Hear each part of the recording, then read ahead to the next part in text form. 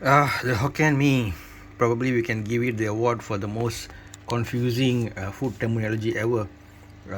Actually, the word Hokkien refers to geographical area group of people, right? From China, of course. And the word Hokkien means Fujian, Fujian Fujian or Hokkien province in China, which is one of the seaside states in China, right?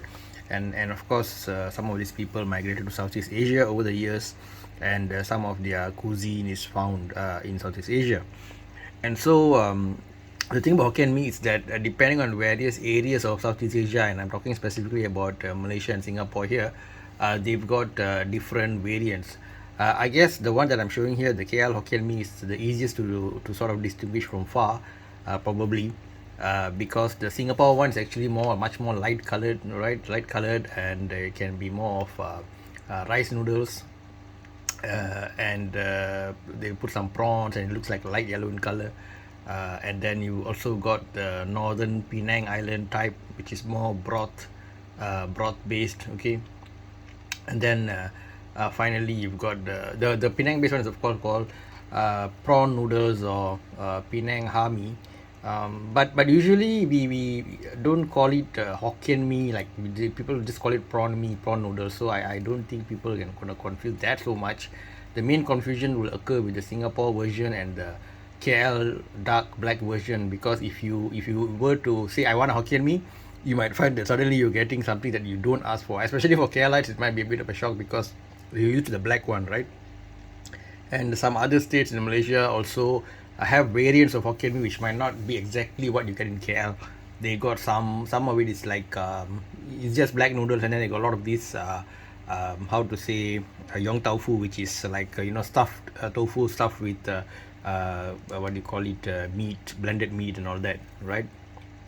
So that's the issue. But then, so to simplify things, if you just say KL Hokkien Mee or black Hokkien Mee, usually people understand what you're trying to say, or Cha Hokkien Mee for that matter, because it's stir fried. Okay. This like from my childhood, I remember this is like a lot of nostalgia for me, because when we're kids, and if we decide to eat Chinese food, it's like a trilogy. We often order the trilogy of noodles. Trilogy of noodles means this, which is black Hokkien Mee. The other one will be the Singapore noodles. That's different from this whole Hokkien thing. Okay, there's another thing called Singapore noodles, which is stir fried mee hoon rice noodles, and that's also delicious. Some tomato sauce are not involved in that, but that's a different topic. And the third will be how to say kung fu cha, which is kind of a egg based broth, and usually we order dried rice noodles, and that means the mee hoon type with, mixed with kway teow, which is more of thick kind of a rice noodle. And so basically they will toss it with they will sort of make it look like a bird's nest, the mee hoon dry, and then the kway teow, the rice noodle, the thick one, will be sort of stir fried lightly with soya sauce, and then they will drench the whole thing with the egg based broth, and then you got like this nice crunchy soupy dish, which also, so it's trilogy: Singapore mee hoon, kung fu kway teow, kung fu cha, and the third one will be this Hokkien noodle. So this trilogy we used to eat, and it was like one of very, how to say, happy memories from my childhood. Sometimes when there's no dinner cooked in the house, then mom would tell dad to get some Chinese food. Then usually he'll buy these three, and then we'll have like a great late night dinner, you can say that. So it's got a lot of nice memories. And then the thing about it is, of course, it's got to be made well. As the saying goes in food, relatively simple recipes are the most difficult to make, or in other words, the relatively simple recipes are the one that can be easily how to say, screwed up, right? So if your ratio of black soya sauce, and the quality of your noodles, and the meat that you use, whatever meat you choose, you want to use chicken or pork or prawns or whatever, it's not good, then the whole thing will sort of break down, right? About lard, depends. Okay, some those who don't eat pork or pigs meat, they can opt for the non-lard version. Like there's a vegetarian version. This is like a very flexible dish actually, but usually you will see some pork lard and then some cabbage. All these will go into it. They traditionally serve this with a red chili paste. Okay, it will usually contain something called belacan, which is like a shrimp, kind of a preserved shrimp thing. That really gives a kick. And there have been people who develop variants whereby they just mix in that side dish, the dip of the chili into the main noodles and sort of make it their own style of it. That's also kind of nice. It's a bit more oily and spicy though, so some people do that. But to us, food police or food Nazis, we consider it a bit of a sin if they don't give you the proper red chili paste to go with the Hokkien noodles. There are some weird places they will give you, for example, green chilies or chili soaked in what's the word for it? Let me think. I'm trying to think of the word. Vinegar, right? Vinegar, so vinegar chili soak as your dip or this one.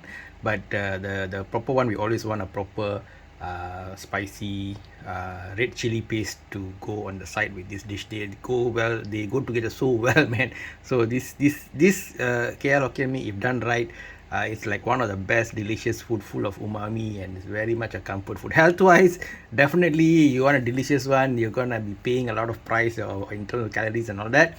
But for once in a while, especially night time, late night, this is a great kind of a meal, man. So if you guys have any interesting stories to tell about KL Hokkien Mee, your experiences with it, do share. I don't think this is so common elsewhere in the world. Because there's a lot of meals that's been like popularized worldwide, right?